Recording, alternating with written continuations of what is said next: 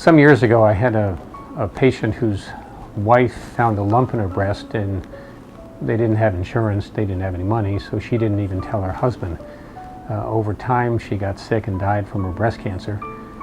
He was disabled, they had 2 kids, so they ended up with, he had no wife, the kids had no mother, and they had no source of income. I have been a single mother raising my kids for really their whole lives. April of 2012 I got diagnosed with a very aggressive form of breast cancer. At that point in time, telling my children was the hardest thing in the world. We really were trying to do something that hadn't been done before. And I remember saying to him that I was thinking of trying to set up some sort of not-for-profit organization to try and help these women who need chemotherapy that really have no way to get it. I'm a self-employed hairdresser, so financially it was very, very hard, and emotionally. So as time went by, we saw needs for women who couldn't afford chemotherapy, they couldn't afford diagnosis. So we decided that we could try and set up an organization to help those women and families. There's certainly a lot of women who are uninsured or underinsured. Unfortunately, the number of cases we actually hear about early enough where we can step in and help the patients is probably small. At this point in time, I had never really felt alone raising my children. At this point in time, I felt very alone. There's a very significant ripple effect in patients who have breast cancer.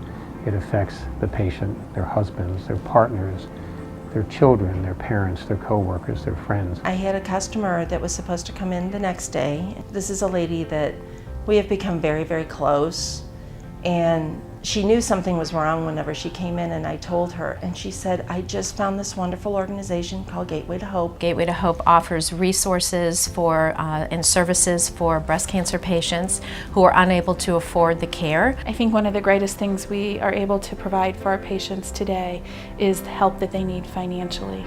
It started out as kind of a clinic without walls, if you will, that everybody volunteered their time, everybody volunteered their services. We began as volunteers at the organization before it even opened its doors, and helped to build and helped to create the infrastructure. What we found when we were asking people to join the organization, virtually everyone immediately said yes. I started at Gateway to Hope the first day of my radiation treatment in April of 2011. I had previously been in nursing administration and inpatient hospital care as I was diagnosed with breast cancer, that I was looking to change my life and to do something different where I would give back to something that had a lot of meaning to me. And it's not like just going to someone who has read out of a book, you know, how this is. You know, these are people that have lived through this. Probably the most satisfying thing is watching the way the team at Gateway to Hope interacts with our partners and providers and reaches out in the community and provides really seamless care and support for patients with breast cancer. My mom was diagnosed with breast cancer when she was 55 years old, and she was not given much choice by the doctors that had diagnosed her. And that's why we felt it was so important to establish Thelma's Gift. Additionally, we have a very generous fund, Thelma's Gift, that allows us to provide services to our patients when they're going through treatment.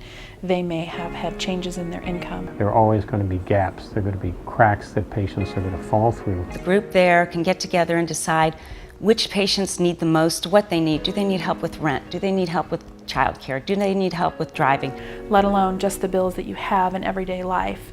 Thelma's Gift allows me to give a peace of mind to our patients because that helps them relieve some of their living expense burden. At that point in time, I thought, how am I going to do this? How am I going to be there? How am I going to pay my bills? How am I going to work? And that's why my mother would have been so proud to be affiliated with an organization like this. All of what we do stays here in St. Louis, helps local women and families with breast cancer. And we know where that money's going because we see the women that are benefiting from their support. And with Thelma's Gift, you see the families that are benefiting from it. Gateway to Hope is really a breast cancer lifeline. My younger son was elected to the homecoming court when my mom was going through her last bout of chemo. My son got out there in front of all those students at Parkway Central and he said, "My grandma is my hero."